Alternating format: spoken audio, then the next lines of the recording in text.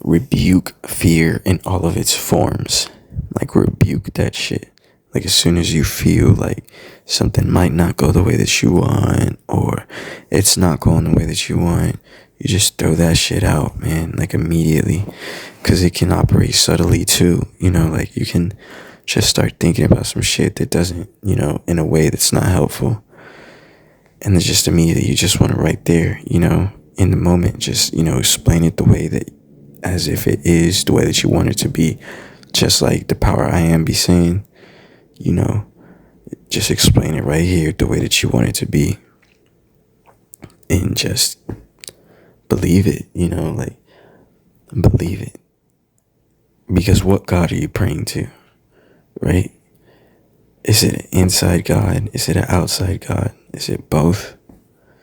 Are we calling upon the myriad of gods that we're trying to serve, that we have to do things for? Or are we praying to a God that answers our intentions, better than we expected?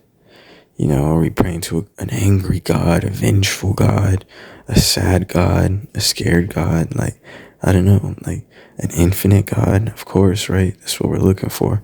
Something infinite, both infinite and compassionate, with a personal relationship with you, right?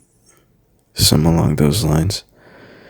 We want to cultivate positive emotions always, and positive energy always, because, whenever you get that energetic transfer in life, don't you want it to be a good one?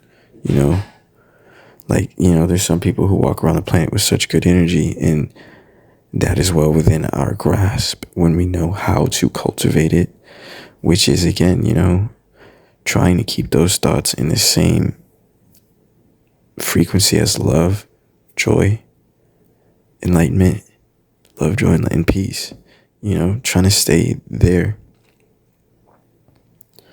And then that energy momentum, that energy gains momentum. Like, all of everything we do gains momentum, so it really starts with the energy that you got, and then the energy that you got is gaining momentum to where it's turning into situations and experiences. So it's important that we use that energetic frequency chart to make sure our thoughts are in alignment with that energy, and then that energy is what we will receive in physical form, as we can tell from Brian Withers' work.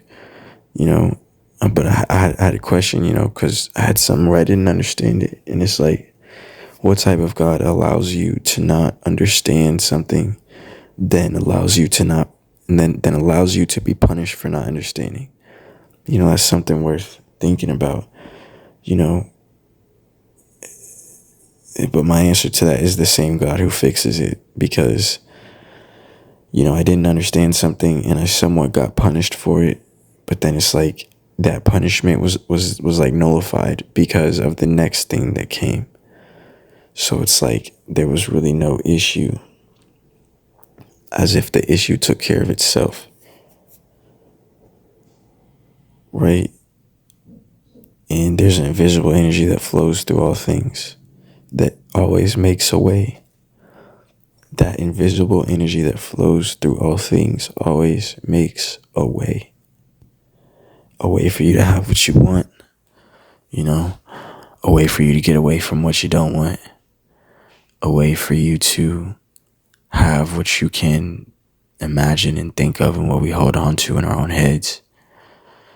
Because as we could tell, it's what we hold on to in our own heads that has all the difference between lives, and how good your day is, and what type of things flow to you.